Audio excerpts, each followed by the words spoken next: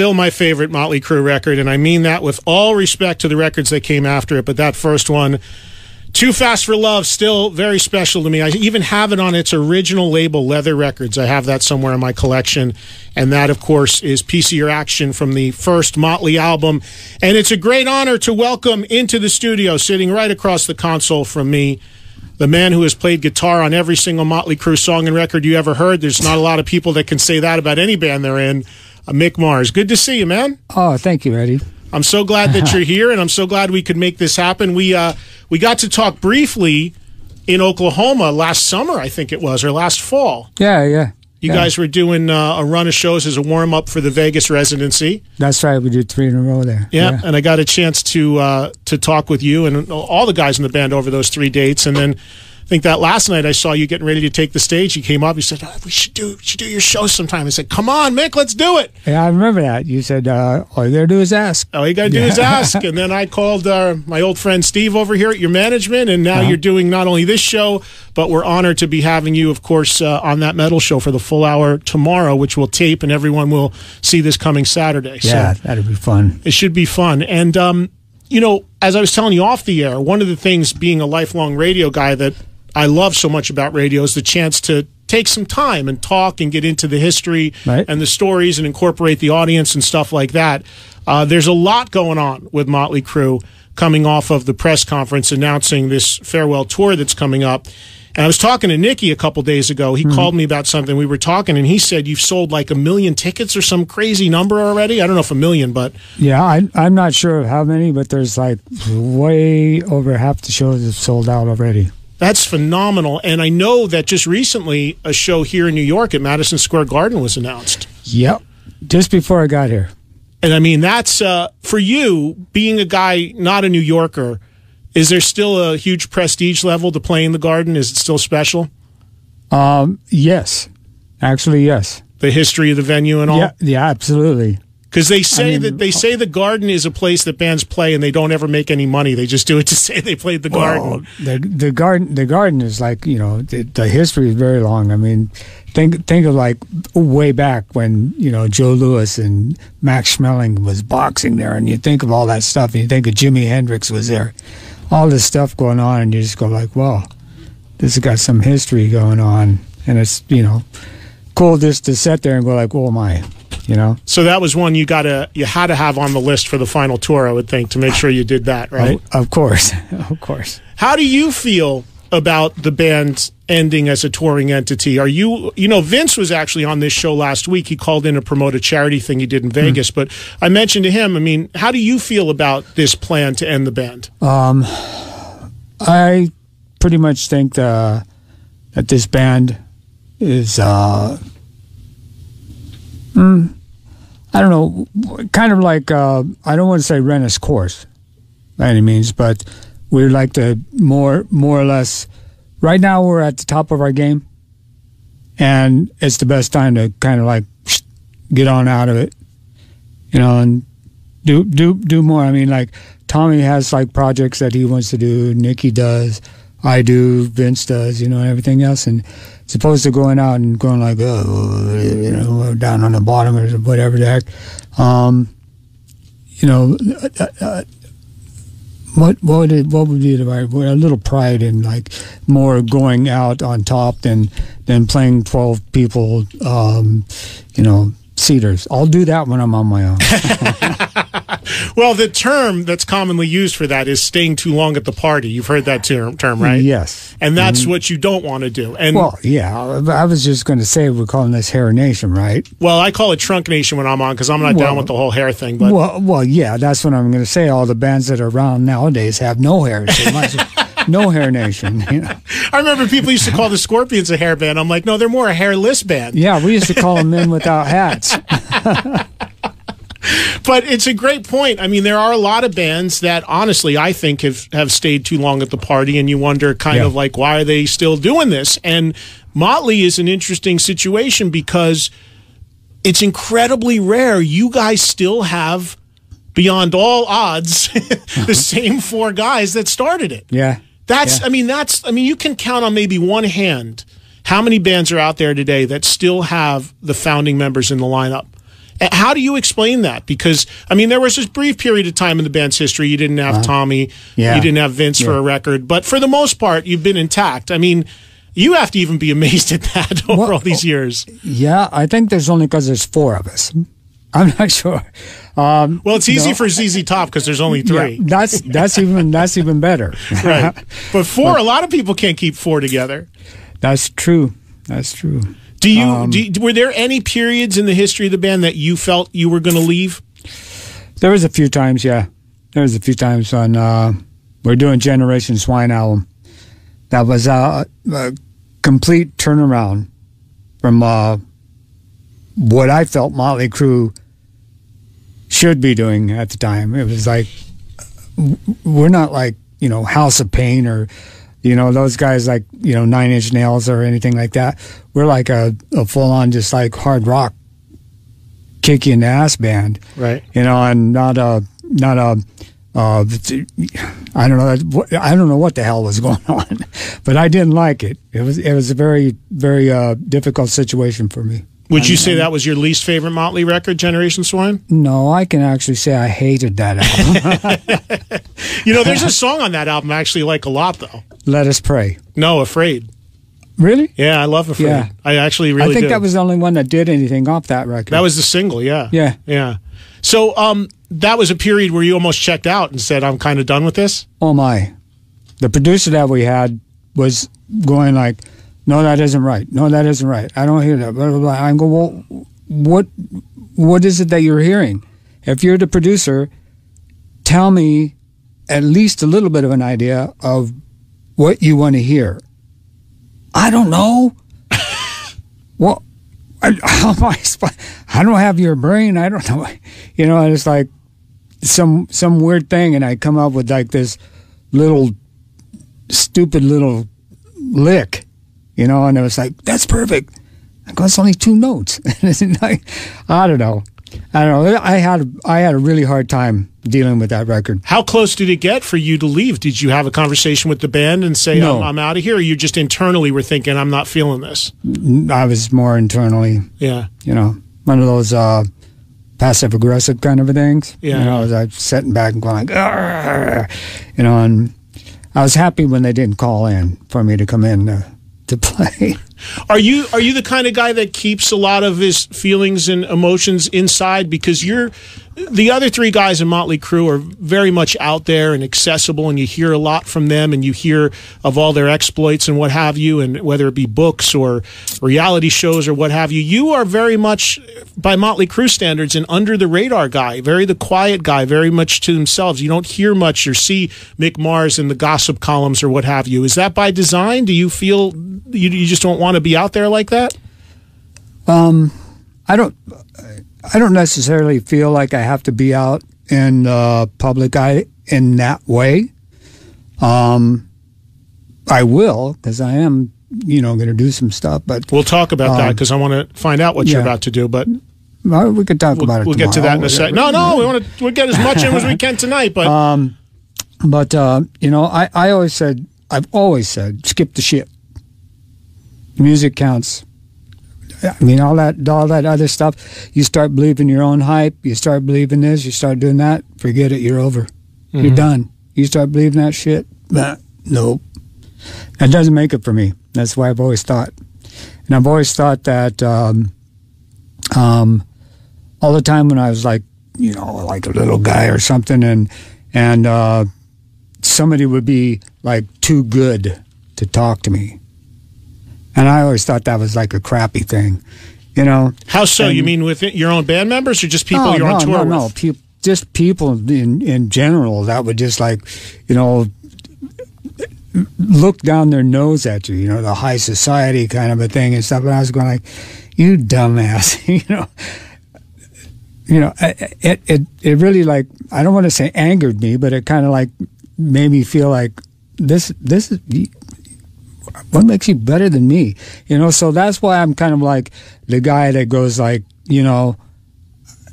skip the shit, man. I just want to play my guitar. If you know me by my guitar playing, you like my guitar playing, that's all good. That's great. I'm loving it.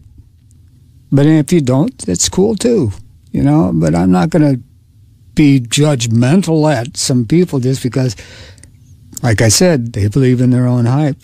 You know? So for you, the whole experience of being in a major rock band is not about all the trappings that come with it, and it's about that hour and a half on stage or that moment in the studio and the creation. It's just about you and your guitar. That's your sole focus. That's all you really care about, right? That's about it. I mean, I love creating it. I love creating my music, and to see the satisfaction on, you know, the fans, even the haters.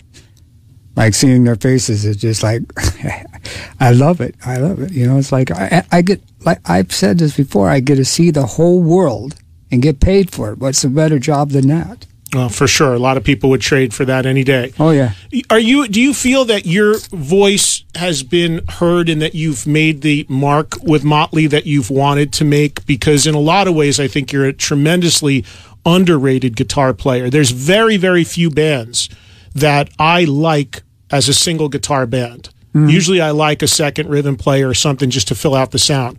I generally like, but there's very few that I've ever felt sounded truly full and great live with a single guitar, as Motley does, which is a credit to you.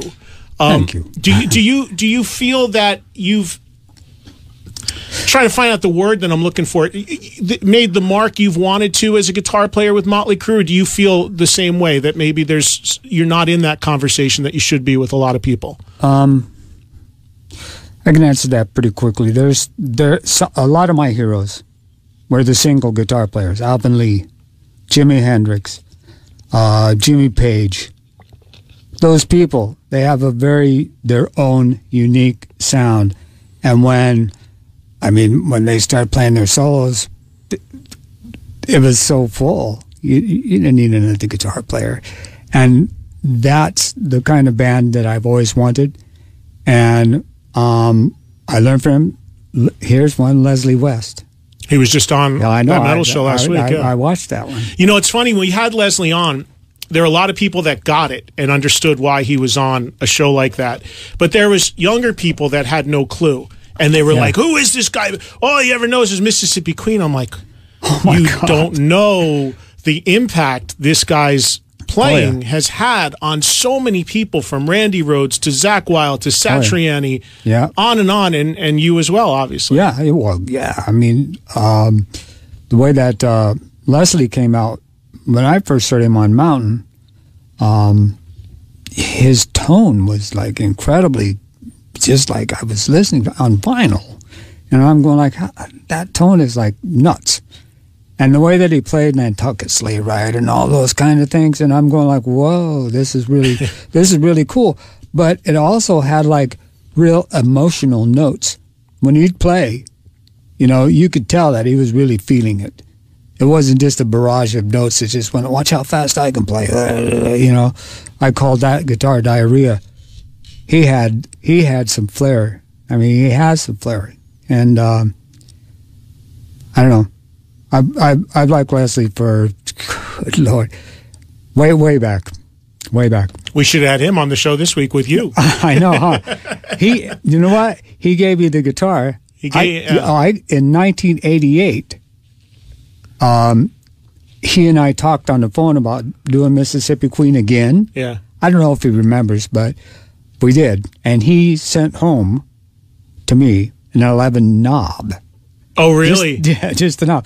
And it's on my Black Paul that I used to start Motley Crue with in Florida. It was interesting, man, because he gave me that guitar and I did not see that coming. And I can't play. I'm a huge fan of guitar players, but I can't play a note of anything. So I've got all these amazing guitars that I've been so fortunate to be given by some legendary artists over my years, and they all I look at them and I think how cool it must be to be able to play it. And everybody says, well, it's never too late to start, but I just don't have the discipline or the time to. And I just want to be able to knock out like a power chord, man. I'm under no illusions, you know. I just want to be able to play a riff. I want to be able to play Smoke on the Water, Mississippi Queen. I was just thinking you were going to say that. I'll teach it to you. Yeah, but I have no time. I'll teach it to you. Tomorrow in the dressing room, you give me I'll teach you. 10-minute lesson? I'll give you a guitar lesson. All right. It'll take 2 seconds, and you'll go like, "That's how easy it is." I go, "Yep." Can you show me how to play the beginning of "Kickstart My Heart"? Yeah. Oh, that's yeah. Can I ask you something? I always wanted to ask you about this, and I know we're jumping around here, but was that inspired by Montrose? Bad Motor Scooter? I told Ronnie that I was going to use that, and he was all happy. He was all smiling and stuff, and he actually came into. We were rehearsing at the same place. Of course, not in the same room, of course, but I said, "Hey, come over and check this out."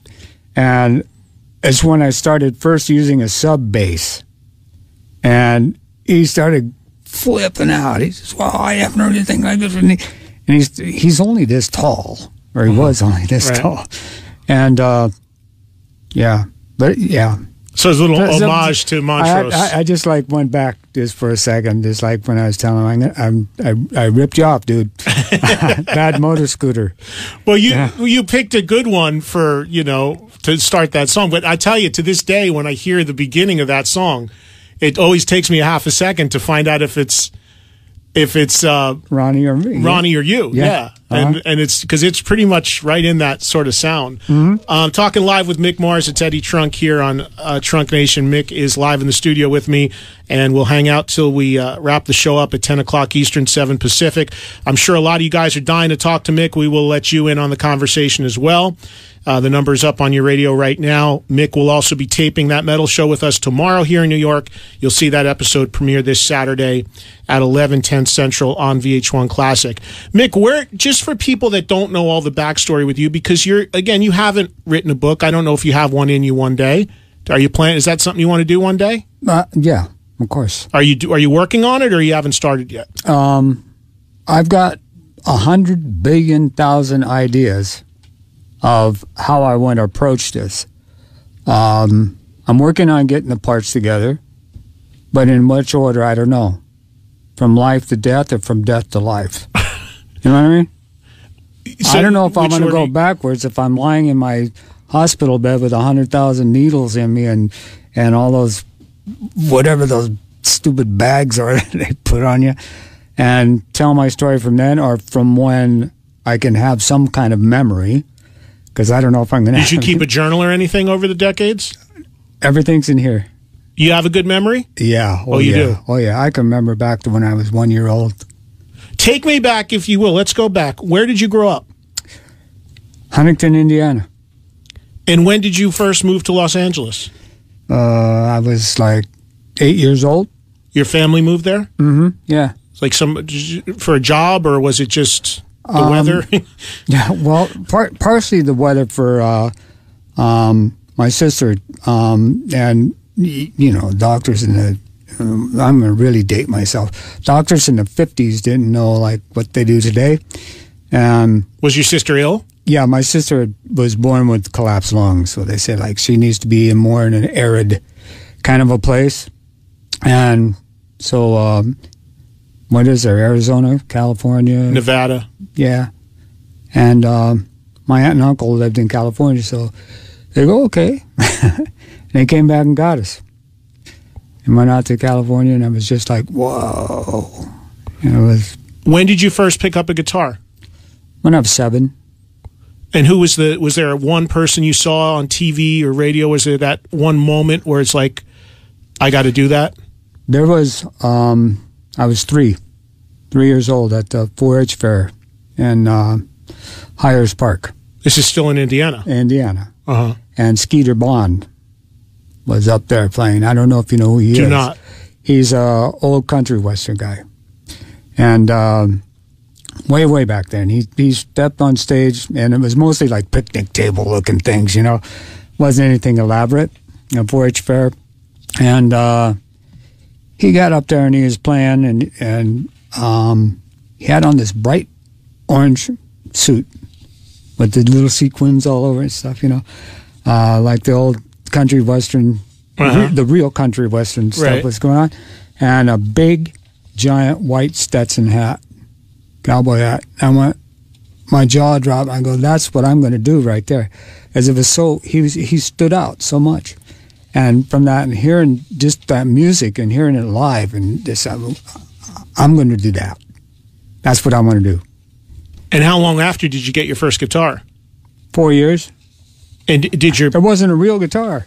Was like a nylon plastic thing? It was a mouse guitar. A what? One of those Mickey Mouse guitars that wind up like really? That. Yeah, but it played itself? Yeah, but I semi-learned how to tune it a little bit. Not really knowing it, but knowing like your strings are going to be in such orders to where you can play. Like, even though it was tuned wrong, you know, it's like you got some tightness on this string instead of like flapping around. Right. So you could actually use it to get a note out of.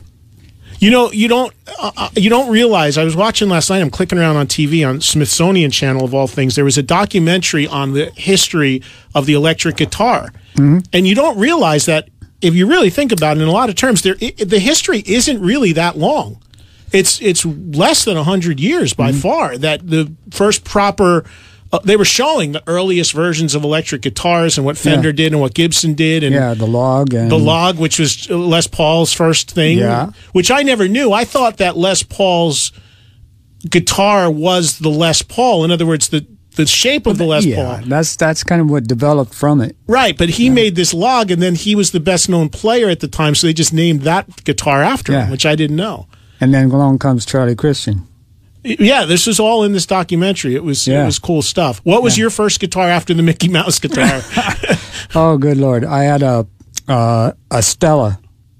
Robert Johnson would play a Stella. And $12 at a secondhand store. You still have it? No.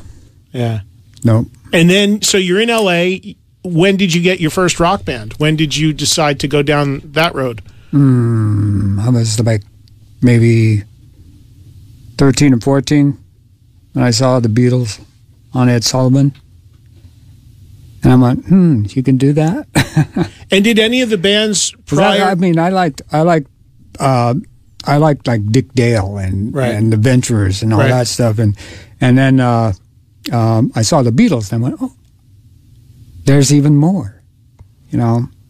So it's like, and I started like, you know, going to see a Hard Day's Night and watching like hands, you know, and playing and stuff. And I actually learned like a couple chords here and there, you know, and playing by ear, you know, I learned how to play, you know, a lot of Georges, you know, single notes, that kind of solos or whatever you want to call them. And there's that kind of junk. Were you in a band prior to Motley Crue in L.A. that had made some noise? I mean, were there bands before Motley Crue that you were they cover bands, or what were you doing before Motley Crue? Mostly cover bands. It was you know, I'd stick with them a couple weeks and go on to somebody else, or stick with these guys a couple weeks. Band called White Horse, another band called Vendetta, which was another derivative of White Horse, and good Lord, I was mostly a bum. What were you playing in those cover bands? Who were you covering? Was it hard rock, or was it more Beatles sort of stuff? What was it? More hard rock kind of stuff. Deep Purple and well, it's hard. Whatever we could get away with, even bands that weren't known. There's a band that we covered a couple songs called Wishbone Ash. Sure, I remember. Yeah, and Rare Bird. Don't know them. Yeah, and we did some stuff like that. Now, good Lord. Oh, this would take you away, not you, but me. The Jades. Don't know them either. I know. That's because I was like a very young teenager. I mean, like, it just turned, you know, and that was more of a garage band, but we got a few gigs here and there, you know. So tell me about you getting into Motley Crue. Who meets who?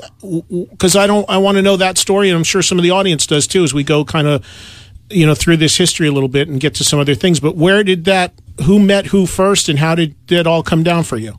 I was playing in a well, we were called Spiders and Cowboys.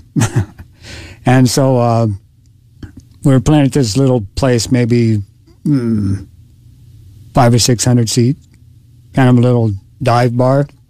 And I was paying like $2 for a shot of tequila. So I go like, fuck this. And I walked down like a half a block to the liquor store, and there was Nicky.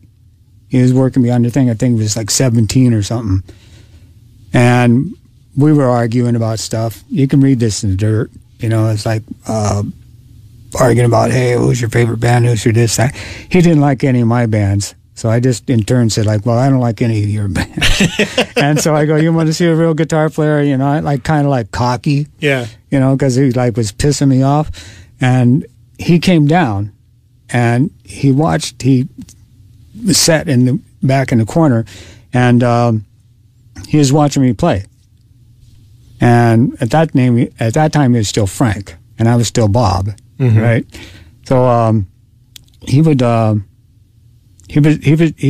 couldn't believe it, you know, because I was like playing with mic stands and all sorts of stuff and goofing around. Very visual. Yeah, nobody was there, you know? So I go, fuck it, I'm playing everything, right? You know, and yeah, so he was like he was knocked over by that, and so it was like that's when right somewhere between that and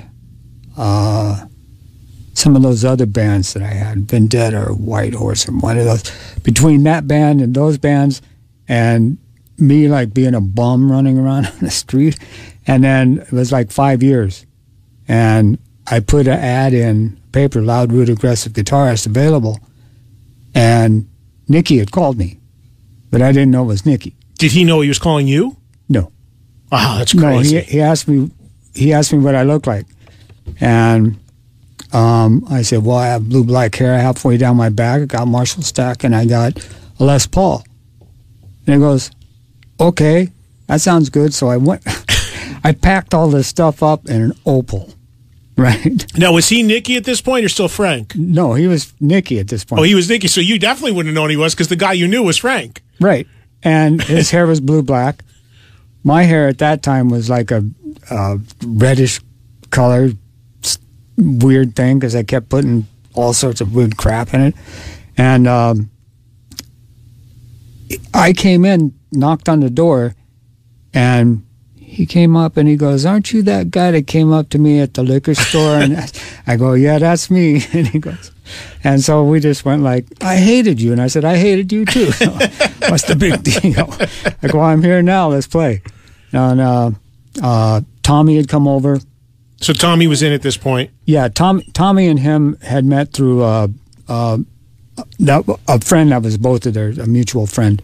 And so Tommy was there, and then they had this other little guy. His name was Robin. And, the singer? He was a singer at the time? No. He was a guitar player. Oh. They had, so it was going to be a two-guitar thing. It was. Until I came in, I go, you know, to Nicky and Tommy, I go, this guy ain't going to make it. They went, fine, you tell him. And I did. I said, dude, you ain't going to make it. and I was like a little arrogant, but not on purpose, but I didn't know what else to say. It's like, because I felt kind of bad, because I knew him for like a day. And you threw him out of the band before you had the gig. Yeah. I had to go up to him and go, bye, you know? And I was like... Did he ever go on to do anything? He got the shit kicked out of him in front of the Rainbow a couple of nights later. Why? I have no idea. He was a little bit feminine, I guess, for a guy. Uh-huh. But he wasn't like, you know...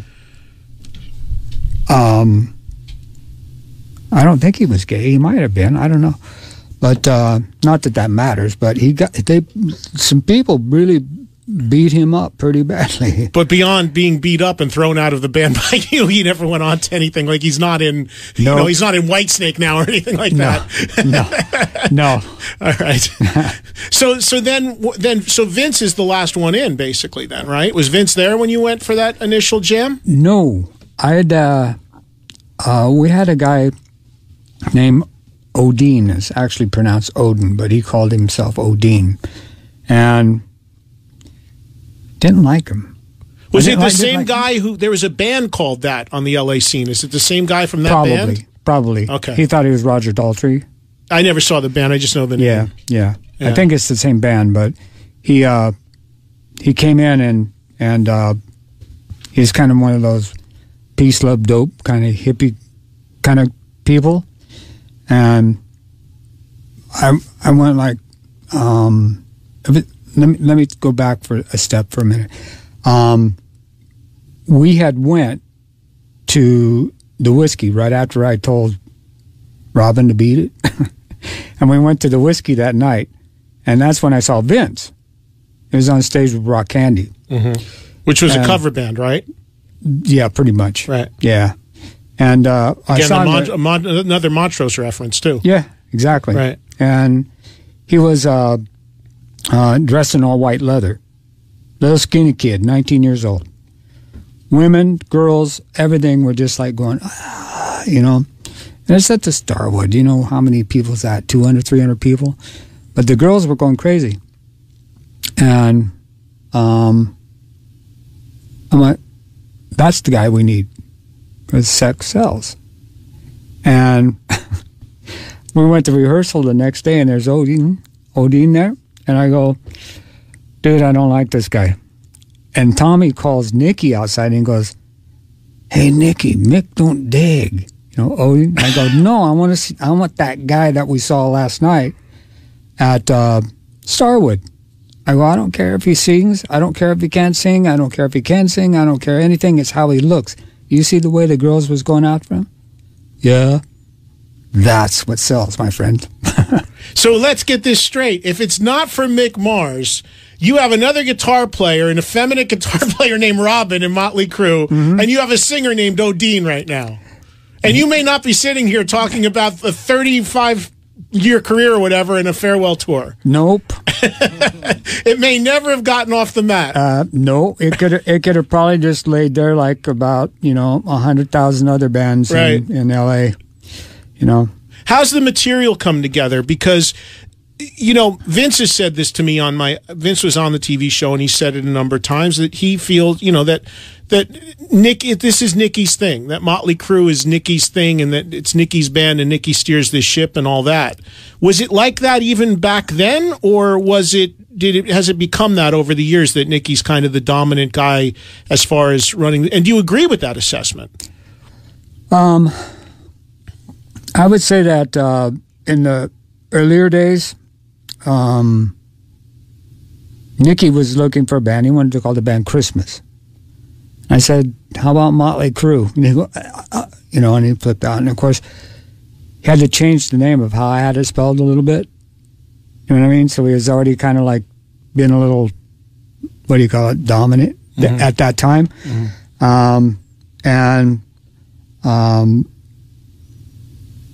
When we recorded our first record, we went looking for a few studios, and I knew a little bit about, outboard gear and everything else, because I'd record with some of these crummy bands that I'd played with and stuff. And so I said, oh, well, this has this and this has this, and it was good, and it had a Trident board. So I went, perfect. This would be a good place. It was like $60 an hour. I think it took us 20 minutes to record the record. No, I'm kidding. Yeah, we went there, and now the material was the material written already, or did you guys write it together, or did Nicky come in and say this is how we're going to do it? No, there was some songs written, and he'd asked me to help him rewrite a couple songs, which I did, but I didn't know that at the time that he'd already sold a couple of the songs to Rodney Bingham. Who is it? He was a DJ, right? Yeah, way back in the 60s. And he was also, he had a club in L.A. that was like a hang place and all that. He sold the rights to the early Motley Crue songs to him? He sold the actual copyrights and everything to him. Why? Just for money at the time? Yeah. We were all broke, but it's like, this is before I came into the band. Is Rodney still alive? I don't think so. So does his estate still own the publishing on the first record? Probably. Wow. Probably. I did not know that. Yeah. Because Nicky sold the whole thing. And I think he was just the first record, though, not beyond that. Not anything on Shout. No. Right. No, not anything on Too Fast for Love. Well, Too Fast for Love was so you're saying songs before that. Stuff that wasn't on Too Fast for Love. Right. It was the single. Stick to Your Guns? Yes, sir. Oh, okay. So it was pre Too Fast for Love, which explains why Stick to Your Guns probably wasn't on the record. You got it. Oh, I got it. Because we re-recorded it for the record. And Toast to the Town was the other one. Toast to the Town, we didn't do, and I still to this day don't know why. But that wasn't because somebody else owned the publishing? No. Okay. No. Stick to Your Guns. And another song that you did that was around that time that was a cover, which it came out when the reissue of Too Fast came out. There's a bonus track on it. The band that got me into rock music as a little kid, the first band I ever heard that made the hair stand up because I heard distorted guitars. I'm talking really little, backseat of my parents' car, AM radio. There's a band called the Raspberries. Oh, yeah. Yeah. And I heard this distorted guitars with the harmonies. That's when I broke out of little kid music, and I was, 8 or 9, and that's when I discovered. And you guys covered a Raspberry song back then. Yeah. Tonight. Yep, that's right. Which is a bonus track on there, too. Were you in on that, or was that more of a Nicky thing? That was, Nicky liked them. Yeah. Nicky liked the Raspberries. And, I heard them, but I didn't sit down and listen to them. I was listening to more people for distorted guitars, like Kinks. Right. Those kind of people like that. Right. But, he showed me that song, and I said, okay. And then I learned it. And we put it on there. Yeah, it's on the bonus, one of the bonus tracks if you have the reissue of Too Fast for Love. So as this thing progresses, it moved quick. I remember being in the business back then. Like I said, I have the first record came out on a label called Leather Records, which was basically your own label, right? That's right. And I have that version. It's a different mix of the record, too. Which one is it? Glasses or no glasses? Oh, that I don't know. See? You mean... The first one of Too Fast for Love, I think, was only 1,000. Maybe a little bit more. Maybe 2,500. Around there somewhere. And it didn't have the sunglasses in the center. Now we're all posing around the edge of the cover on the back. Mm-hmm. The first edition didn't have that. The second one did. Really? Yeah. Wow, now I have to dig mine out and find out. Yeah. That I did not know. Yep. So, but it was still on Leather Records, the one with both of them. Mm-hmm. Yeah. And then, of course, that record gets remixed and put out on Elektra as your debut. Well, yes. Yeah. As far as the guy that recorded it pretty badly. And RTB came in, Roy Thomas Baker, did all the Queen stuff and everything. And he thought it was just horrible how it was recorded. He had a tough time with it, but we had a good time, though, redoing it and stuff and going like that. Because Roy's the kind of producer that likes to play guitar. In other words, when he gets on the board, everything's kind of mixed and stuff, and he plays with the guitars. I'm surprised you never worked with him again after that. It sounds like it was a positive experience. You never did, right? It was. No, yeah, it was a positive. And I'd go over to his house and hang out with him, a little bit sometimes. And that's when I met Rick Nielsen, Cheap Trick, and all those guys. And, I don't know. I really liked Roy a lot, but I don't know why we never worked with him again. Yeah. Teddy Trunk talking live with Mick Morris of Motley Crue. We will get your calls in for Mick, I promise you, before we wrap things up in a little bit. Well, more than a little bit. We got over an hour left to go. Again, the Motley Crue Farewell Tour is happening, and I'm looking through a ton of dates here. It looks like the first one starts July 2nd in Grand Rapids, and the last one I have listed is November in Spokane, Washington. And talking to Nicky on the phone the other day. He's got plans beyond that too, which I don't know how much you know about, but he's gonna. Yeah, I think you're gonna pretty much go into 2015. I'm thinking, right? Yeah. Mm-hmm. And we'll get more into this tour and exactly what people are going to be seeing and hearing before, of course, we let you go. But before we get to that and the future and now and all that, just as we're in the history a little bit, were you always interested in doing a theatrical thing? Because when Shout at the Devil comes around, the band got heavier, I think. I liked... My favorite album is still Too Fast for Love, regardless of how it's recorded. There's just something about those songs and something that record captures. On the Too Fast for Love? Yeah, I love it. It's a perfect balance between there's edge and attitude, but there's still a little bit of a poppy element to certain things. There's still a glammy element, but there's still attitude and heaviness and rawness. Something about that first record. Exactly. I agree with you. And then Shout. And Hunger. Yeah, and then Shout, I'll never forget getting it. I mean... I was working in a record store at the time. The band gets much more of a metal band in terms of how you looked, and fire and brimstone and that gatefold sleeve on the record. There's a pentagram on the cover, and you guys are like in hell in the gatefold. Well, the decision to get heavier at that point. Tell me about that.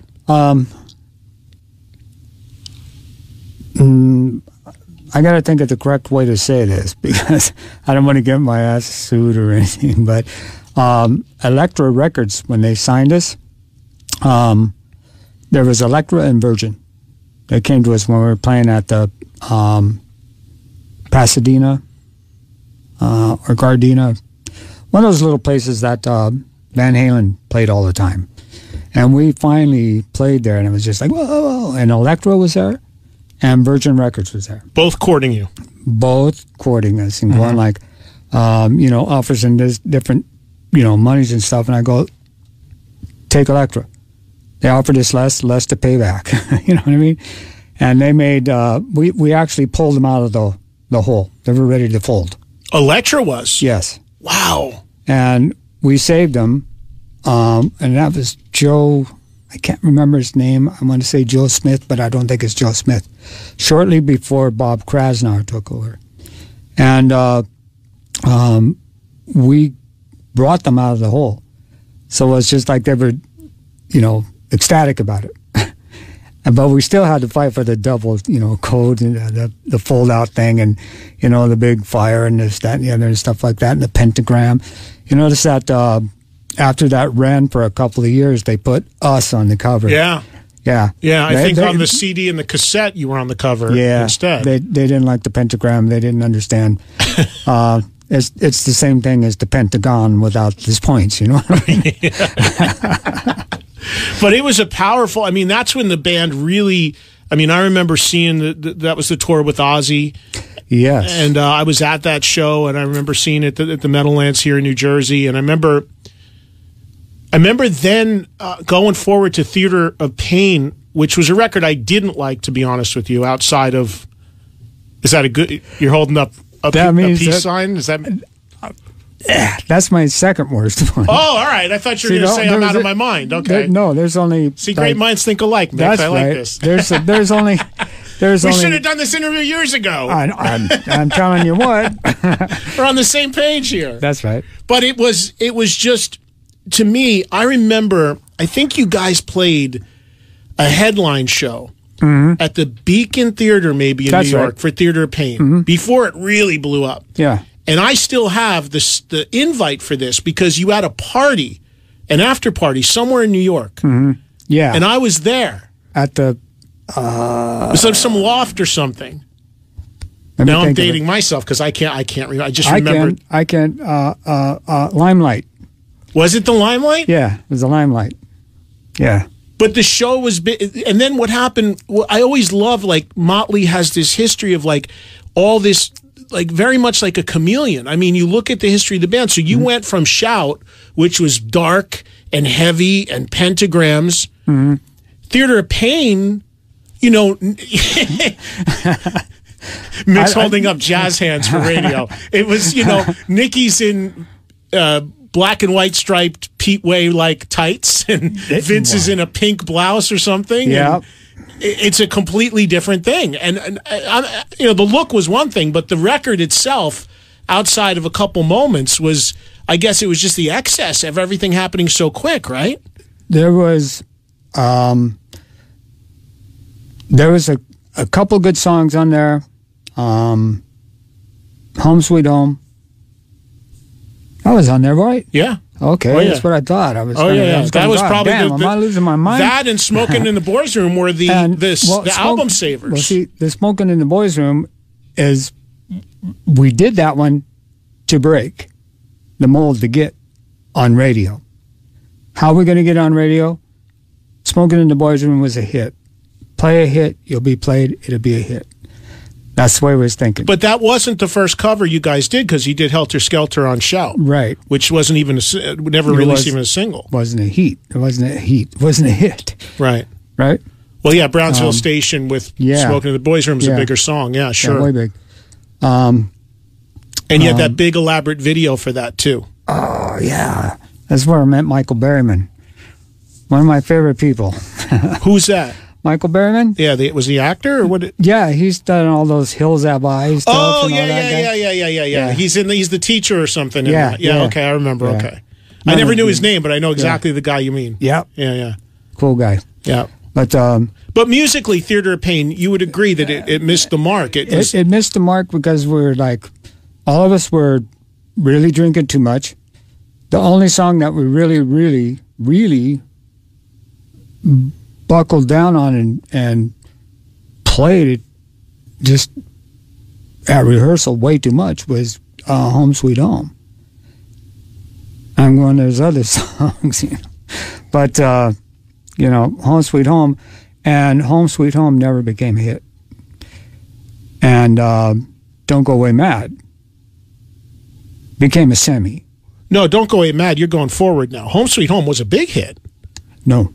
You don't think so? Never went to number one. Maybe chart-wise, but that video was on MTV it was on constantly. for 14 weeks in a row. Yeah. But, that video, having a hit back then, radio was one thing, but there was nothing bigger than MTV, and you guys ruled MTV. Yeah, that's right. So, to this day, Home Sweet Home is an iconic Motley Crue song. Yeah. Even though chart-wise, I don't know where it went on the top 40, but... I think 42. So you missed the top 40 by 2. I'm kidding. No. What happened with that is there was just a little bit of a blunder on that one. Is Elektra released that song just a bit too early. If they had released it right about the time when all that stuff was going on MTV, bam, it'd have been monster. But they put it out there too quick. Wow, interesting. Mick Mars is my guest. Eddie Trunk here live for another hour and change, and just having a great conversation with Mick. He's shooting that metal show with us tomorrow. You'll see that episode premiere this Saturday night on VH1 Classic, and we will grab your calls in just a little bit. Mick, I could go on forever with you chronologically here. We need many more hours to do that, and I want to let the audience get involved, but I want to jump forward real quick to an interesting record in the Motley Crue catalog and get your take on it. Mm-hmm. It's a record I get a lot of people that ask me about. It's a record that there's a lot of fans of, but I obviously, because of the timing it came out, it wasn't successful. But the Motley Crue album, the one with John Corabi on it. Right. What was your thoughts about that record in that period of time of the band? I thought that... I'll probably get kicked in the nuts for this, but I thought it was like a really great album. It was a great step forward for us. Different style of music. I thought it was much heavier and much more. I don't even know how to say it. It's like the songs sounded more like songs. There was like different parts. There was like a lot of stuff going on. I did a track on that. There was 82 tracks. 82 guitar tracks? 82 guitar tracks. Wow. What song? And, good Lord. I don't even remember it. I don't remember the name of it. But it was on there, 82 tracks. Bob Rock had told me, there's 82 tracks. And I'm going, oh, okay. We need more. Can't do that one live. No, but it's like little parts, there and there, and you got all this stuff. And we'd actually, digital audio recordings was just coming in DAT, right? Mm-hmm. And we borrowed Bryan Adams' DAT, with about a, 1-inch tape or half-inch tape or whatever it was they're recording on then. And we used all that stuff too, to get all this stuff in. Anyway, long story short, yeah, there was a lot of stuff on there. I thought that album was fantastic. Yeah, there's a lot of people that love that record, and I think that obviously any band changing a lead singer is a tough thing to do. There's only a handful that have ever pulled it off successfully. Van Halen, AC/DC. Yeah. It's very hard to do. It's even harder to do when the singer that's being replaced is still alive. In AC/DC's instance, obviously there was no choice. The band either goes on or ends. Right. But in a case with Van Halen or Motley Crue, Vince was still alive, and it's interesting because you were the guy that fought and found Vince in the band, and at that point though, well, I don't think that truly my real feelings on that is he didn't want to be in the band anymore. Right. He was kind of like tired of it or something. I don't know. I didn't want to pick his brain on it, but I can say when Karabi came in, it made the band jump way beyond anybody's expectations back then. The crowds, the fans, everything else, and they were all like, now they get it. Now people see it and they go like, that Karabi album was like really great. Yeah. And I go, yeah. And sonically and writing-wise and lyric-wise and everything else, I thought it was. I still think it is. But it's tough because no matter what you did, whether it was Vince or anybody in that spot, you're dealing with, what was that album, 94-ish, I think? Somewhere around there, yes. I mean, as better as well as anybody, no matter how big you were in the 80s, a band that made their mark in the 80s, in 1994, no matter who you had singing, no matter who was in the band, unfortunately wasn't going to get a fair shake. That's true. I mean, it was just a brutal time for all the bands that came from the 70s and the 80s, for that matter. Yeah. And you wonder if that change would have happened at a different time, if it would have been looked at a little bit more objectively. You don't know. Well, yeah. I mean, things need to change it up. Like, how about the Stones in the 70s? It's like they couldn't sell out a phone booth. And the way that I think and I see things, that if any band stays together long enough, right, meaning that their fans are young teenagers having fun and this, that, and the other, and having their babies and having their wives and having their kids and having all this stuff, they come back, in 10, 12, 15 years. Depends on how old they are. And the crowd all of a sudden gets bigger again. If you stuck together, it's all good. Then they're turning their kids onto it, and they're going, wow, this is a great band, and blah, blah, blah. I mean, that's just my stupid trash can philosophy on stuff, but, it's the way that I see things. No, it turns over. The generations turn over. Yeah. The bands from the 80s are now a new generation's classic rock. Isn't it weird? Yeah. I mean, I have a radio show on FM radio, too. That's a syndicated show. It's on about 25 cities. It's on in New York, and it's amazing to me because even after all the things I've done, whether it be TV, radio, what have you, it's a battle every week to get program directors to run this 3-hour-a-week show because they'll have me on as a guest and on their morning show, but they'll look at a playlist and they'll see a Motley Crue song like Hooligan's Holiday that I may have played, right? Yeah. We don't know that. That's, we can't run this show. What is that? And it's amazing, that mentality, because it's like, there's a whole section of people in their 40s right now that, I'm not saying Hooligan's Holiday, but their song, the Motley Crue and so many other bands are that generation's classic rock. Yeah. They didn't grow up with Layla. Right. They grew up with Live Wire. Yeah, Live Wire. And, it's just a generational thing. Do you see a lot of kids at your shows now? Young kids, parents bringing their kids? Oh, yeah. And a lot of kids that are like, 17, 18 years old just coming to and seeing Motley for the first time, going like, wow, I was blown away. And, it's like it's cool to me. I mean, I really like it to see like a whole, little tiny things all the way up to like, teenagers, and then, I can't tell how old they are anymore. Yeah. Because they, I don't know, but to me, I don't know how to say it. It's just, it's a really cool thing to experience and see all that stuff. And, seeing somebody that, was like this kid going, yeah.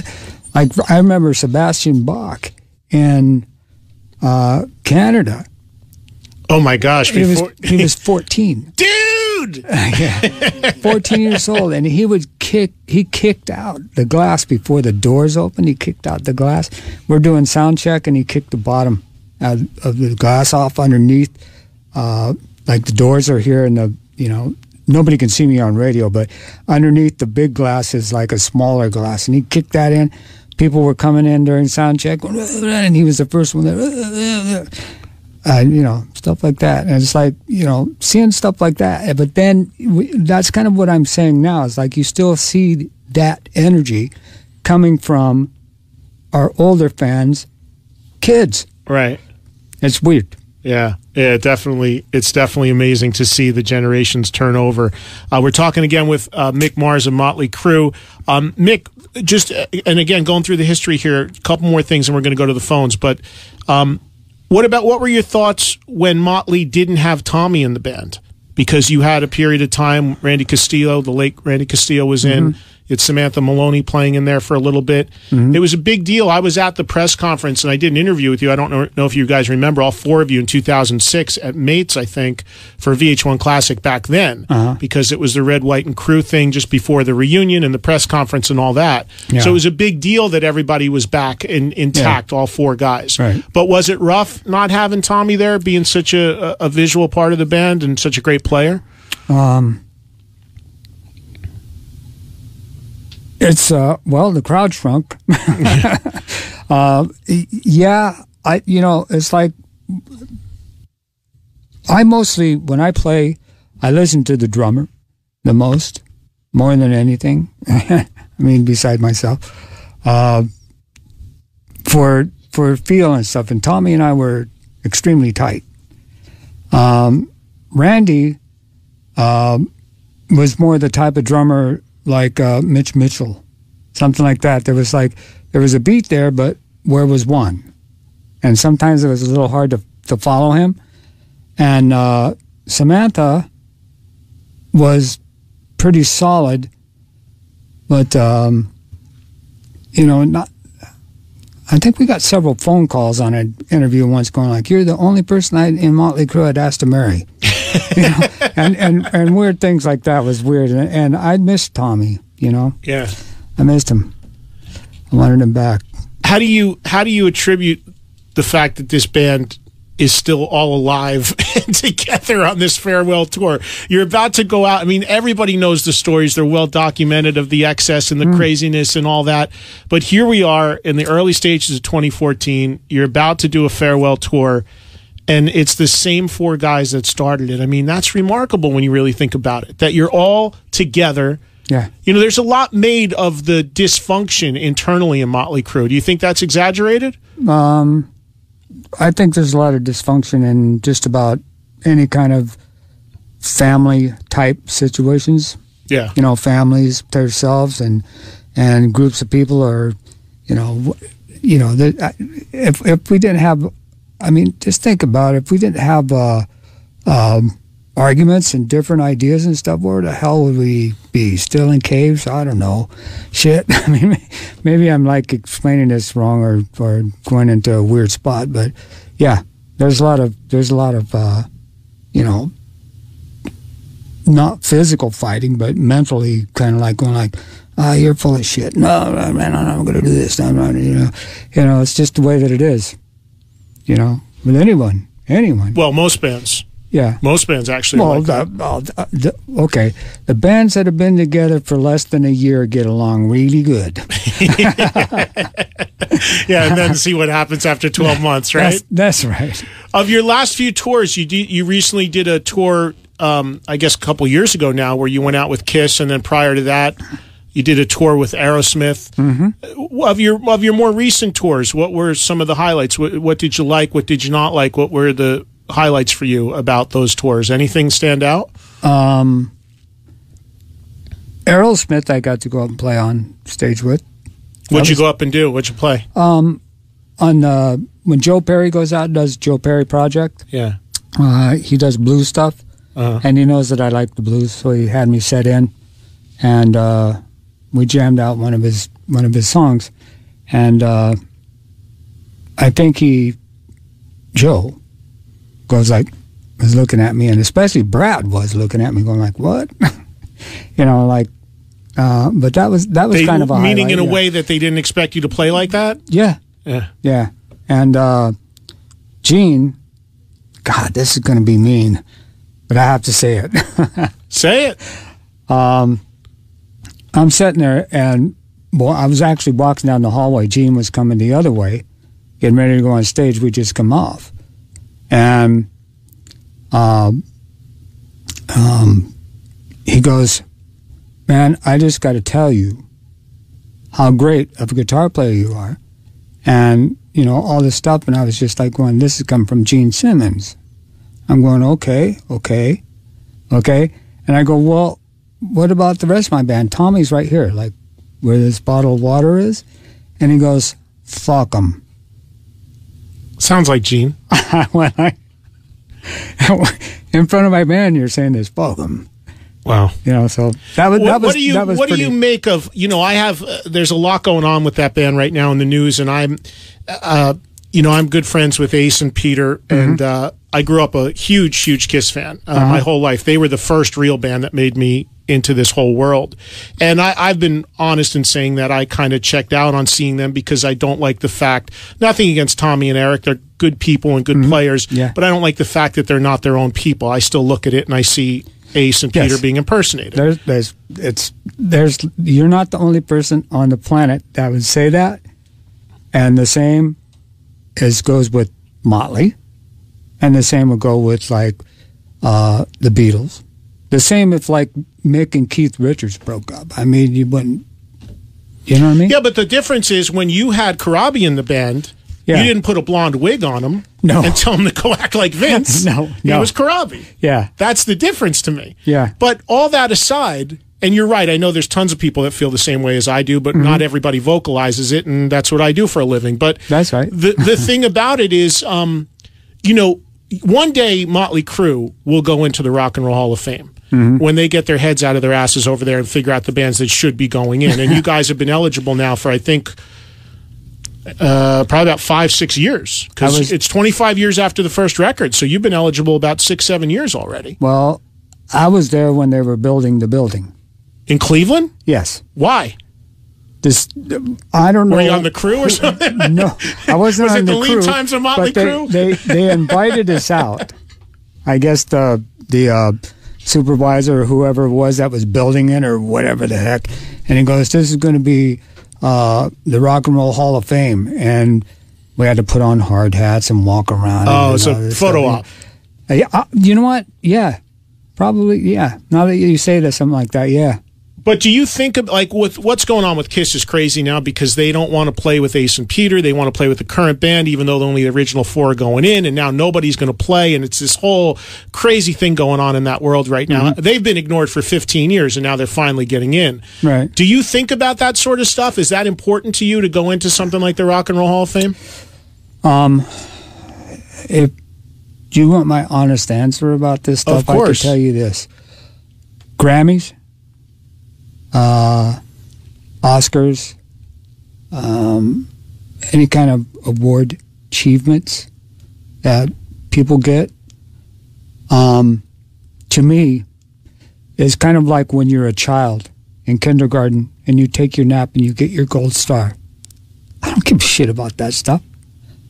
I give a shit about me, my music, how I write, and how much people love it. Mm-hmm. That's all that matters to me. Mm-hmm. I don't need an award for that.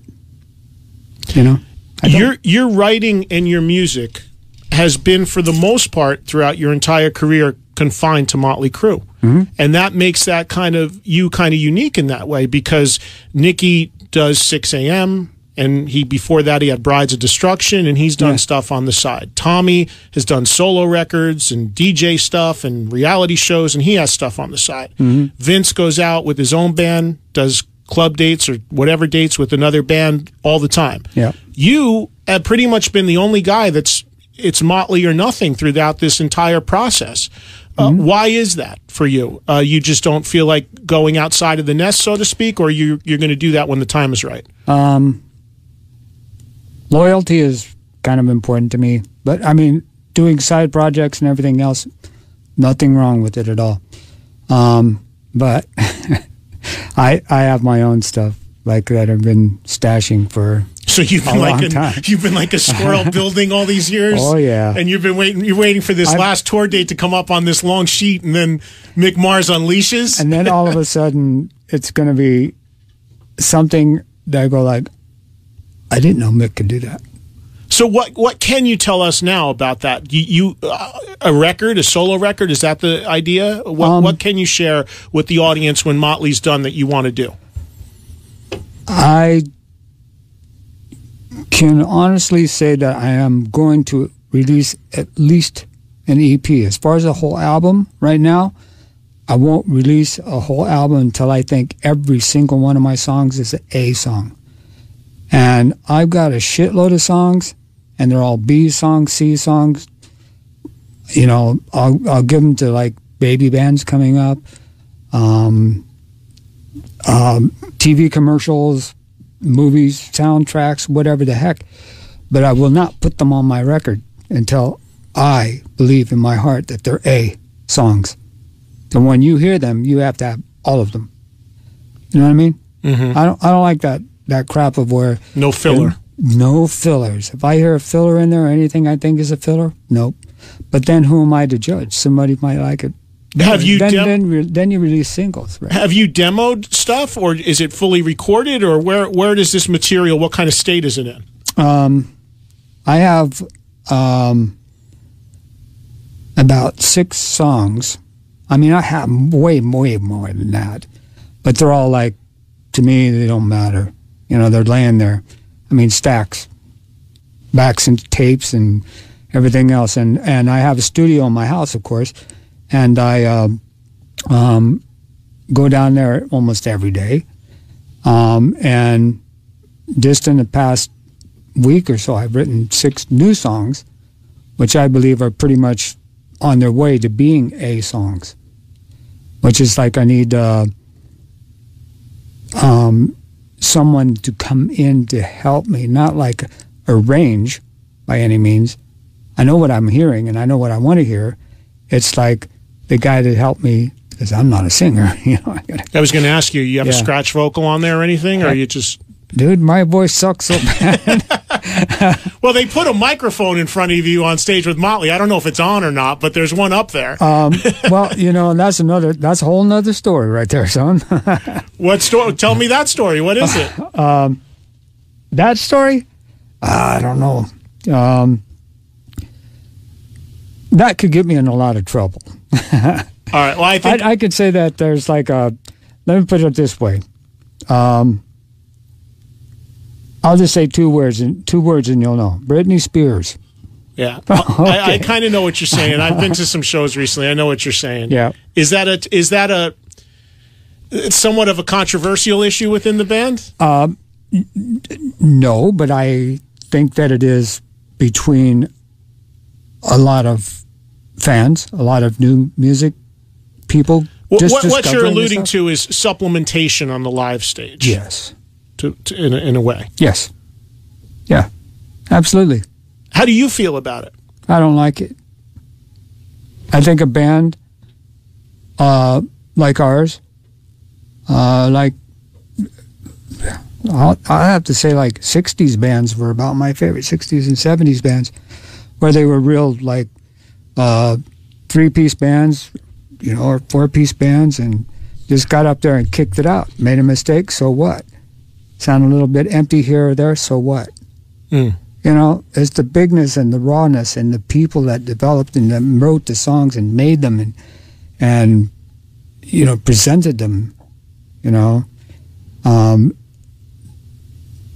To me, that's what I really like. Well, I could put on a Motley CD and play with it all day long. Yeah. I don't want to do that. No, and I love. That's what I love about the live experience. It's live. The mistakes, the dropout, whatever it is. I mean, right. and that's one of the things that bums me out about so many concert DVDs that I see. That it's clear to anybody with half a brain, you can watch one and say, well, the entire lead vocal is re-recorded. This track was re-recorded. Yeah. And you basically are then just getting a studio record with an applause track behind it. Overdub. Yeah, and my thing is, like, my favorite things to watch are like bootlegs, stuff because you're getting it real. Thank you. You're getting that live feeling. And I think that is so important. And, there's a lot of bands, though. You guys are far from the only band doing that, as you know. And I'm not saying it's right or wrong. I feel the same way you do. I like warts and all, as they say, in a live performance. Yeah. But there are others, and I've talked to sound engineers and people like that, and they say, well, there's a lot of people paying $100 for a ticket, and they don't give a shit. They want it to sound like the record. I don't get that. I don't get that thought. Maybe because I'm an older guy. To me, that's not me at all. But those are the arguments to it. And you guys, Motley, for a time, you had female backing singers. Yes. So you did recreate it because you've got huge backing vocals. I mean, you'd need 100 singers up there to make it sound like that. That's right. But you did have you called them the Nasty Habits, I think. Yeah. You had girls up there on stage. Yeah. Yeah. And after that was some other. It was. Meatloaf's daughter, Pearl Aday. Yeah, sure. Yeah, she was up there for a while, and a couple other people. That I think Pearl's the only one that did anything from the whole thing. There's people that there's bands that handle that in different ways. They just go like Cheap Trick. Here's the 4 guys that did it. It is what it is. Robin's a great singer. It's going to sound like it sounds, and it's raw, it's real, it's what it is. Yep. Then you've got bands that put some stuff on tracks. Then you've got bands that have a guy like Aerosmith, but they don't hide him. Russ Irwin is his name, and he's up there on the back of it, and Steven will reference him, and they'll put a light on him, and this guy's helping us out. Sabbath has a guy, but he's off stage. You don't see him. Yeah. Everybody, for years, Kiss had a guy off stage, a couple different guys. So everybody kind of has a different mentality about it. I like, here's the light, here's the guy that's helping us right here. He's playing keyboards, he's firing this, he's firing that, or he's doing this, that, and the other. This is our guy. He's helping us. Yes, I would agree with. Yeah, that's fine to me. Yeah. I mean, there's nothing wrong with that. There's nothing behind the curtain. No. No Wizard of Oz's. Mick Mars is here, being very truthful and open about so many great things. This has been amazing, and we just went through, an hour and 20 minutes, just me and you, and I could go for hours more. I promised the audience a chance to talk to you, and we're going to do that. I'll make good on my promise. The lines are all jammed. We have a little over 40 minutes left, or a little under 40, before we have to end the show. I'm going to play one song so we can get a little water, regroup, reset, and then before I keep going at you, if you want a few calls from the audience, they'd love to talk to you, I'm sure. I'm open. All right, ready. Awesome. Mick Mars hanging out here, Trunk Nation, Eddie Trunk Live on Sirius XM for another 40 minutes. We're going to go to the phones. They're all jammed, but as we answer calls, we will open up some lines for you to get on. Let's play a Motley song, and then we'll come back and we'll let you finish up by talking to Mick Mars. Again, you'll see him on That Metal Show this coming Saturday. We're taping it tomorrow here in New York City. I'm going to play something from the last Motley record, from Saints of Los Angeles. I'm going to play the title track. Cool. And this sets up one more question from me. The decision to not do a new record to coincide with this tour. Were you on board with that, or how did you see that? What's your take on it? My take on it right now, and the way that things work, are very much reverted back to the 60s, to where people will buy singles. They don't want an album full of fillers, like what we were talking about earlier. Right. And that's why I said I would release an EP or singles. So might that be something that would come from Motley at some point, or do you think Motley's done making new music? I just wrote a new song with Nikki, and we're going to be finishing it up like within the next couple months. So there could be a song or two that comes out during this run of dates. Oh, there'll be a new a new single. Kind of like you did that song "Sex" for the last tour. That Yeah, just came out, right? exactly. Yeah, got it. All right, let's do "Saints of Los Angeles" from Motley Crue, and then we'll come back. About a half an hour left in the show. It'll be all yours to fire away at Mick Mars, who has been nice enough to be so generous with his time and come into the studio for a little warm up. You know, the hardest thing for me doing this stuff is tomorrow. Like I said, we're going to do TV together. And I'm going to have like 3 segments of 5.5 minutes, of course, with my partners out there as well. So, you know, it's so good to be able to get all this stuff in now and then, you know, get to what we can tomorrow. It'll be a little different, but we'll have fun there as well. Yeah. So sounds good to me. All right, here's Saints of L.A. Back with your calls for Mick Mars. Saints of Los Angeles from Motley Crue. Who knows if that'll be the final ever full-length album from that band. We'll find out as time goes on. Mick Mars is my guest here in the studio. We've had a great conversation. We're going to go to the phones as promised. But Mick, before we do that, 2 quick things again. I know I'm forgetting, but this stuff comes up a lot. Somebody mentioned something to me about a country record, which I don't know much about, a Motley Crue country covers record. Do you know about that? Can you share? From what I understand, there's some country artists that are going to cover some of the songs. I know Home Sweet Home is one. Carrie Underwood has already done that once. And I would say she should try it again. But that's just my own. That's my own. No. That isn't negative. That's my own biased opinion. That Take another swing. Yeah, she should do it again because she did a great job. Oh, okay. And there's some other bands that I don't know because I didn't get the list. I didn't get the list of the songs that they're going to do. I'm looking at a press release here. It says summer 2014. Country music tribute to Motley Crue. We had a few callers about this earlier. It's the first I was hearing about it, so I didn't know much about it. And I know a lot of times tribute records come out and bands have absolutely nothing to do with them. Right. But this looks like it's a case where it's on your, you know, going through your management. So it sounds like they are, you know, you're on board with it to some degree. It sounds like I'm telling you about it, Mick. This is the first I've heard of it. No, I'm just kidding. No. You know, I'm not sure of how this came about. You know, actually, in real, I don't know. Right. I don't know. I think it was just a kind of one of those throw it out on the table and see what happens, and it's. I guess it's stuck. Are you a fan of country music? I like all music. I don't play country because I don't play a lot of music, but I don't play jazz either. But right. You know, it doesn't mean that I don't like it or anything. I'm just a big banging heavy bash, tear up, mash up guitar player. And we love you for that. That's exactly what you should do. And finally, before I go to the phones, I promise we'll go to the phones right after this, you guys, so sit tight for one more second. I want to ask you about your health. Tell me how you're doing these days, getting around, how you're feeling. And for people that don't know exactly what is wrong with you, what info you can shed about what you're dealing with.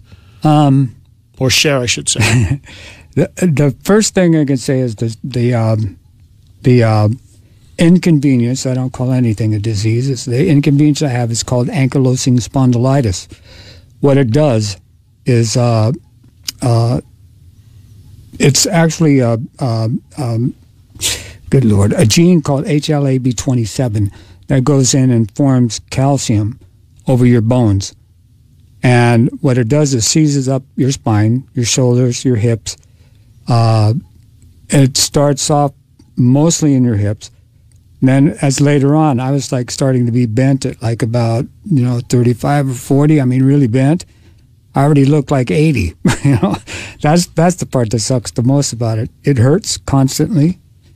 So if any of you guys have it, please stick to NSAIDs. Don't go the quick route. What is that? Is that a... Oh, that's Vicodin, Lortab, all the crap that doctors want to give you for pain. You're saying don't do that. Don't do that. What do you do, Mick, that makes you feel better? Do you have a regimen on the road? No, I just have to endure. Really? You know, does it progressively get worse? I'll tell you, yes. It's all the way up into my brainstem. I can't turn my neck. My shoulders are pretty much solid. I've had a right hip replacement. I needed a left knee replacement at the same time, but they only gave me one. And it rarely gets into your hands, rarely gets into your feet, but any place else, open territory, and it's brutal. Does it move, or when it gets there, does it stay? It stays, and there's a couple ways that you can go with this stuff, because it seizes, like I said earlier, it seizes your spine up, and then after it does that, they call it a bamboo spine. It looks like a piece of bamboo. So that's how my spine is. When I was in Canada, I was hit by a guy that came on stage. Now, I have strong bones, but the ankylosing spondylitis itself is very thin, and it's shattered like an eggshell. So, like, all this stuff in my back and in my shoulders and stuff, I didn't feel till a couple of days later. And then I felt it again because it's growing back again. Oh, so it's a constant kind of a thing, and it cracks and fractures and that stuff, you know, a lot of times. I imagine you've seen every specialist you can about this. Oh, yeah. Yeah. And is there any, maybe stem cells, or is there any advancements that can help you? You know, I keep donating as much money as I get, not what I'm paid, but you know what I'm saying? Is like if I sell stuff and I put stuff up like specifically for AS and raising money for them and this, that, and the other. And I believe in stem cell very, very much. I don't know how it would really work because I got bone generating. I don't know how it would, I'm like completely ignorant of how stem cells work. Right. But I know that they do. But I don't know. They're working on it. Are you in pain on stage? When I'm on stage, yes, but I kind of forget about it because I'm thinking about other things, especially about hitting my head in on Nikki's microphone. Yeah, that big swinging thing he's got there, yeah. I was saying earlier about how AS can works in had I slept flat on my stomach or on my back, I'd have been straight, but I looked like Frankenstein. My doctor didn't tell me that at the time. So the way how did you sleep that was worse? I propped. You're not supposed to. You mean sleep prop. like you're sitting up? Yeah, with some pillows behind. And it's a good thing that I did that. And I'll tell you why. I wouldn't be able to see my guitar. Right. When I'm playing on stage, I'd be like stiff and look like, the Frankenstein monster walking around. And so I'm bent. I look older than what I am, older than how I feel, and it's a horrible, ugly thing. Is it hereditary, do you know? Yes. It's in your family? You get it from your mother. Did your mom have it? No, she has the gene, but she never got it. It didn't develop into AS, but you get it from your mother. When did you first realize that you had it? About maybe in my early teens. Oh, so you've been dealing with this for a long time. Yeah. And it's just progressively gotten worse. Oh, yeah. So the fact that Motley Crue is ending and that this is a farewell tour, is that somewhat of a relief for you? Because I imagine travel and doing, I'm looking at this long list of shows for the next year and a half. I mean, that's got to be rough on you, right? It gets that way, but, it's what I love to do. And after Motley Crue's done, I'm not stopping. You going to do solo shows, your own stuff? Yeah, I'm going to do my own stuff. I'm going to do as much as I can. And I would imagine, though, the flip side of that is it takes, if you were just sitting at home looking at the wall, dealing with what you're dealing with, it would be a hell of a lot worse. Yeah. Like you said, being on stage, being in front of people, being in a different city, it's got to take your mind off of it a little bit. Yeah, definitely. So the last, probably the worst thing you could do is, it would be to stop. Yeah, or feel sorry for yourself. And there, I hear lots of stuff like, you know, in different places or Facebook or this, that, and Mick Mars is so messed up that he has to be in a wheelchair now. And then I get like other people tweet me and going like, hey, Mick, my doctor says I'm going to be in a wheelchair by the 24. And I go, no, you're not. Well, that's bullshit, man. Whoever's telling you that is full of crap.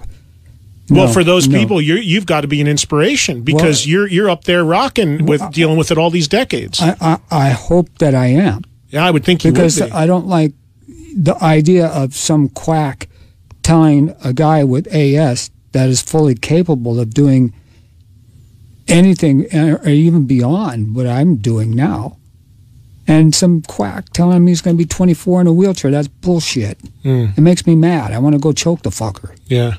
Yeah, no, I could see that. Well, you're a testament to that, to those people that are dealing with the same thing as you, that you can still get out there. There's quite a few, too, that, write to me quite a bit I'm sure. on Twitter. All right, before these listeners write me and scream at me that I didn't give them a chance to talk to you because we could do this for a long time, I'm going to let the callers finish up the show. Again, the website for the Motley dates, because we got people listening all over America and Canada, is it just motley.com? Is that the site, Steve? I thought it was just motley.com. But, well, ticketmaster.com/motleycrew-tickets, livenation.com, motleyvip.com, motley.com/tour. Pretty much you punch Motley into a computer anywhere, and you're going to get something that you need to know. And you've got Alice Cooper, which is just awesome to have on these shows. Yes, exactly. I right when we were doing the press conference for this, I went up to Alice and I go, Alice, you and I on stage together, people will finally figure it out. Because I went up to him and I go, hey, Alice, I ever get called Mick Mars? And he goes, all the time. And I go, I get Alice too. And he goes, So maybe if you walk out during Alice's set and Jam School's Out or something, that's right. People will be freaked out. Whoa, man, there's some really good stuff. I'm seeing two. How's he over there singing and playing guitar at the same time? Be funny. I don't know if Alice plays guitar, but you could have no. But if it'd be like I would be, and they think that I would be Alice, and I don't know. Alice is what a great person Alice is, and he's another guy. You got these guys that you look at, and there's some of these bands out there that we all have our feelings about that stayed too long at the party. Alice is a guy that he's been doing this forever. He's still as good as he ever was. Oh, yeah. And I said this to Alice. I said, you were smart because when you were a kid, you made yourself up to look old and decrepit. So now 40 years later, you just use less makeup. Kind of like what I did. If you start out a certain way, you got nowhere to go. That's right. So it's perfect. All right. Thank you guys all for your patience, and we are now going to go to you. And I don't even know. We're just going to start with the guys who have been waiting like an hour to get on the phone. We'll go to Dallas first. Danny, you're on the air with Mick Mars. Go ahead, Danny. Gentlemen, how are you guys tonight? We're great. Thank you. Eddie, real quick, every time I call, I always say Cowboys suck, but unfortunately it's not football season, so I really can't say that. So I will just say Rangers suck. All right. Mick, first off, it's an honor and a privilege to talk to you, sir. Thank you. You and your band are the ones who actually got me wanting to play music. I saw Livewire on MTV back in 82, 83, and I just went, that's what I got to do. So thank you for that. You are truly one of my favorite guitar players in the world. You have a swagger about your playing and your solos that's just untouched, and nobody can replicate it. Oh, thank you. Eddie's already asked my question, so I feel kind of stupid asking the same thing. So I'm just going to go with that. I love you to death. You're my favorite guitar player, and thank you for all the years of inspiration. Hopefully one day I get to meet you and shake your hand at least. So. Oh, thank you, man. Yeah. Danny, thank you for the call. Very cool. Appreciate you taking the time and waiting to deliver that to Mick. Let's go to Georgia right now and say hello to Vinny. Vinny, you're on with Mick Mars. It's Vinny with a B. That's all right. Oh, I'm sorry, man. They put Vinny on the screen. Go ahead, bud. It's all good. What's up, Mick Dog? What are you doing, son? Not much, man. I just wanted to say that I've been a fan of yours for 30 years, and you've been a soundtrack of my life, and you guys are surely going to be missed by everybody. And just can't believe it's over. Anyways, and I also wanted to comment on the Motley Crue 94 album. That was a very underrated album. I think Mick and Tommy's best work was on that album. Yeah, definitely. And I wanted to ask, is there going to be a special last date like in Los Angeles to send you guys away a couple days? And what can we do to get Nikki to throw in some obscure songs in the set list? And I love you, Mick. Well, I believe that we're. We haven't got to the point of rehearsing yet, but I know that we're playing for 2 hours, so hopefully we'll be digging out some of the older stuff like Bastard or some kind of stuff like that, and putting it out there, because I know we used to play them all the time, and there's people like want to hear "Keep Your Eye on the Money" or kind of things like that, and that's like something to really consider and do that instead of the same 4 songs. Well, everybody's got their favorites, and you got to do the hits. Yeah, of course, you got to do the hits. It's funny because before you guys did the Las Vegas residency, Nicky sends me a text and he goes, "Hey man, so I'm thinking of opening the show with Red Hot. What do you think of that?" And I said, "Anything from Shout at the Devil or the first record's Good By Me, man. That would be awesome." He goes, and he's busting my balls, of course, because then he responds back and he goes, "Oh, that's too bad, because after Red Hot, we were going to play Theater of Pain start to finish." I said, "No, you're not, if you don't want to clear the building." I don't think everybody wants to hear every song from that. But that just goes to show everybody's got a different thing, that they're into. That's true. Let's go to Memphis, say hello to Paul. Go ahead, Paul. Hey, guys. How you doing? Good. How are you? Great. Hey, Mick. Wanted to ask if you'd expand a little bit more on your guitar influences, and then before you do, just briefly, just couple things. I play guitar forever, and I love how you've used slide a lot. You're playing these heavy songs, and all of a sudden here comes this crushing, blues-oriented slide solo that fits perfectly with it. I think that's very unique. Thank you. And then also, especially in the earlier records, you did a lot of tremolo picking, which, not that Richie invented it, but to me, a lot of times it sounds real Richie Blackmore-ish, so I wondered if that was an influence there. And then the last thing was, with the tune downing a whole step when I was a kid, it drove me insane because I was trying to learn you guys' songs, not realizing that's what it was. And I was like, "This isn't right."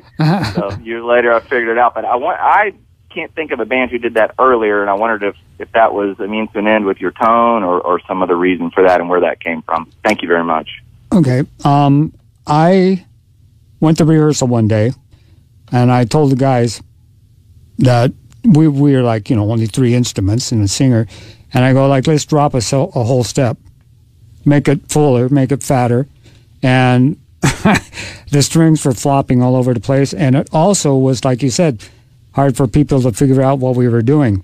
A lot of bands before that were turning to E flat. Jimi Hendrix would turn to E flat, and other bands would. Kiss did for a while. So it's like, kind of doing that kind of thing.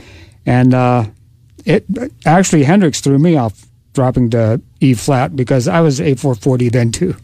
So that's about all I can tell you. Not being a musician, I don't know anything that you just said, but I can tell you that I know that most bands, when they tune down, it's also to help the singing.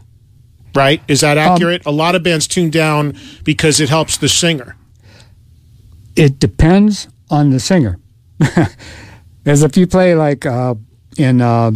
let's say, you drop down to a D, like we drop a whole step. So when you're playing in G, right, it's actually F, right? No, it's actually A. No. I'm just listening to you because I don't know F from G from Z anyway, to B. I can't. I only talk about music, Mick. I can't play a note. Yeah, okay. Remember that guitar lesson you're going to give me? We started an hour and a half ago. You got your work cut out for you. Oh no, I don't. It'll be easy. I'll show you. But yeah, it's I don't know, something that it's just like Made it fatter, made it different. Was Blackmore an influence? That was the other thing he asked. Blackmore was kind of, he had those real kind of harmonic solos, and I like those things, especially the stuff that he did on Highway Star and some of those weird things. And, well, they weren't weird. I liked them. But, like stuff like that, So, he influenced me to a degree, but I was really more into the, like, real, really, I don't know, tone mattered a lot to me, and playing styles and stuff, and the Blackmores, the Becks, the Hendrixes, the people like that really had a strong influence on me. Alvin Lee, Michael Bloomfield, all these guys. Ricky in Maryland, thanks for waiting. Ricky, you're on with Mick Mars. Hey, Eddie, thanks for taking my call, brother. Sure. Hey, Mick, how you doing, man? Good, man. How are you? I'm doing just fine. Thanks a lot for taking your time here tonight to talk to us, man. Really appreciate that. I just want to say a couple things to you and ask you a question or two. Okay. Just for a second here. First off, my first concert ever back in '85 was the Theater of Pain tour. And I'm real proud to say that Motley Crue was my very first concert. That was awesome. Thanks. And I've seen, yeah, man, I've seen every one of your concerts since, every album. Wow. And I've got tickets to the one that's coming up here in Maryland. Actually, it's going to be in Virginia, but close enough. Uh-huh. And I look forward to that, seeing you guys. And then I got to say, my girlfriend Peggy wanted me to say this. I promised I would. She wanted to thank you for all your kick-ass years with Motley Crue. She's a Motley Crue fan, favorite band ever. Wow, that's cool. Lastly, I got to ask you this: do you still have your red Corvette, your '70s style? I sold that thing not too long ago, and I gave all the money to AS. What year was it?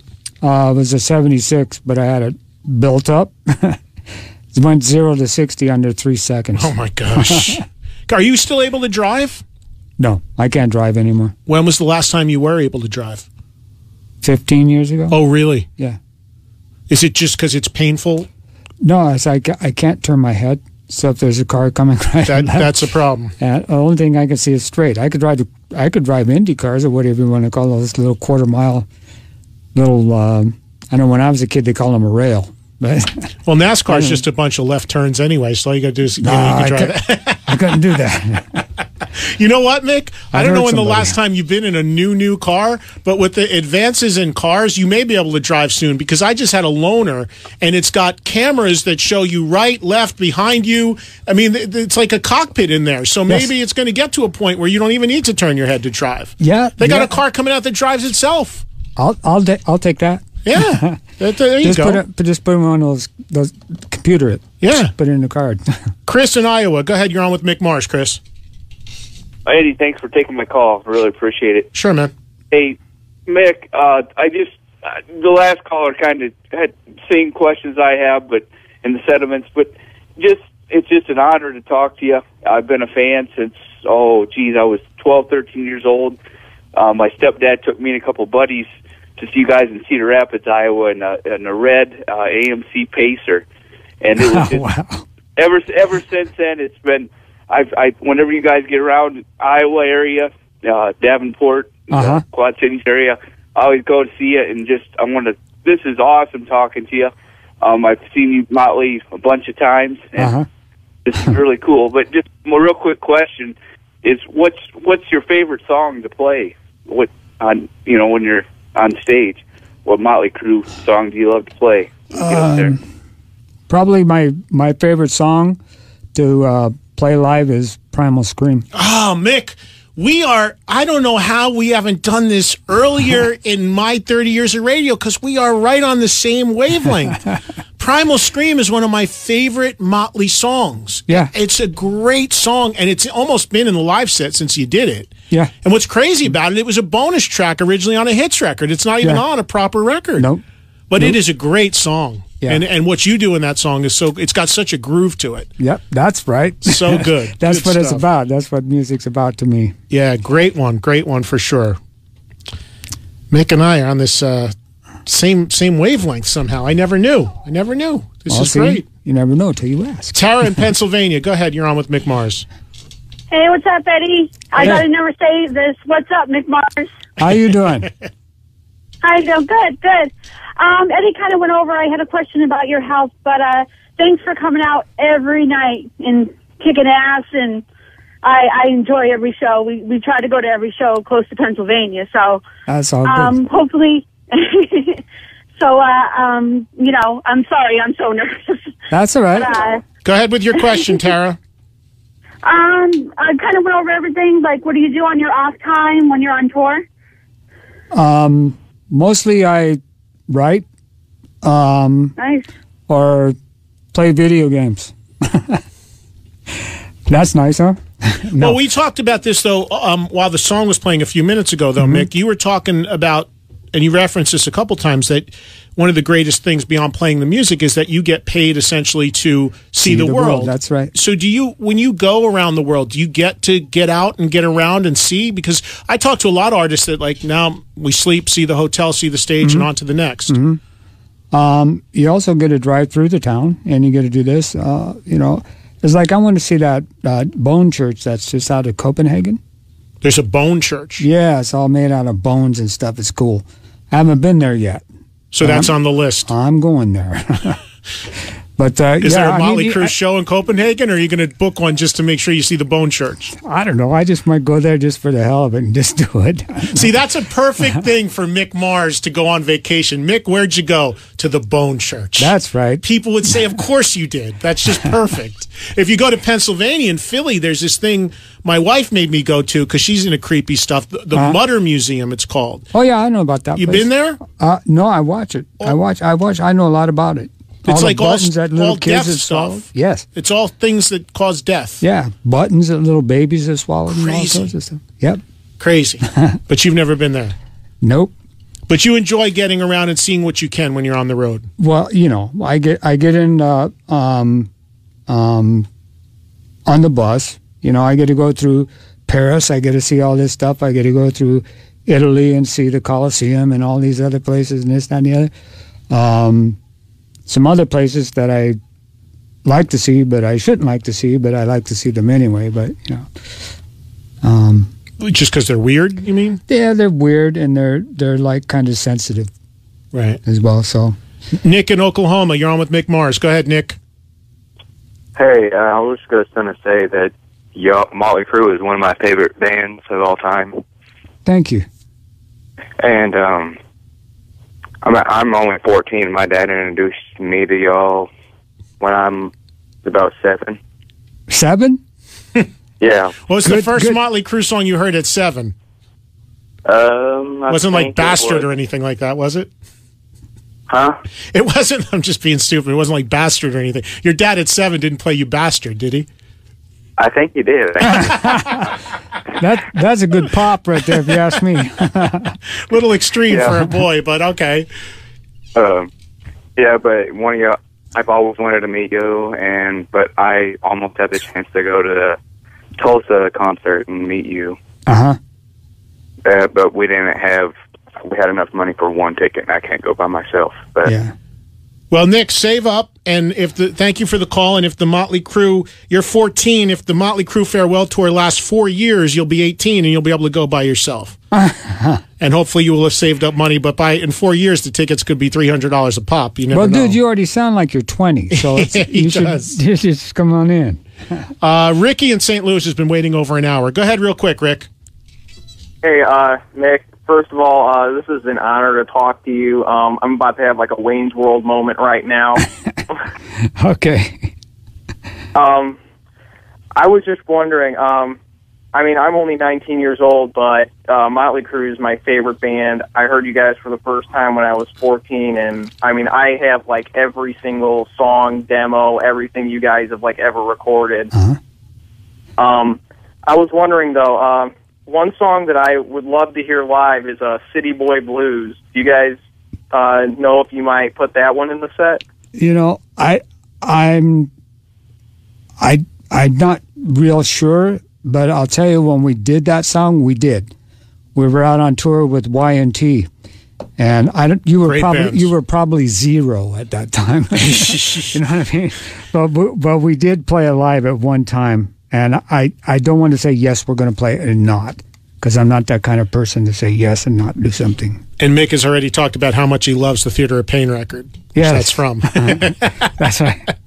One more quick one, because Gary in Michigan's been waiting over an hour. We're running out of time, Gary, but go ahead real quick.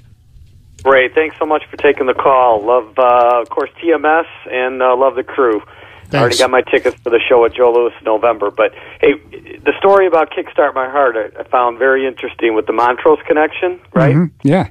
But, Mick, you've got to be a fan of the Sweet, because that riff it sounds awfully familiar.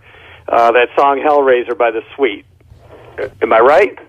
You know, I'm not familiar with that song, but it could be. You know what? I'm gonna look up on my iTunes and find it. Maybe it's a song that you did in Vendetta that you didn't even remember that you were covering back then. Sometimes that crap happens. Yes. All right, Gary. All right. Thanks so much for taking the call. You got it, man. Okay. Thank you for waiting over an hour for that. And Sweet is a band that hugely, I mean, people have covered their songs, had huge success with, and definitely a very influential band. More known for the people who have covered their songs maybe than their own songs. But anyway, I don't know what riff he was talking about, really. But Kickstart My Heart. But yeah. the beginnings, the Bad Motor Scooter thing, I don't know what part in the song he's talking about. That's what I don't either. No. But it came in with 3 chords, which he might be talking about. Yeah, I'm not sure. And not to be an asshole, but my one of the guys in my band is a big, giant Sweet fan, so I wouldn't be surprised. Who is Nikki? I didn't say that. Well, that's okay. There's nothing wrong with being a Sweet fan. I know. And Nikki's into a lot of that 70s sort of stuff, so Yeah. that would make sense. Yeah. We talked about he covered a Raspberry song, so. That's right.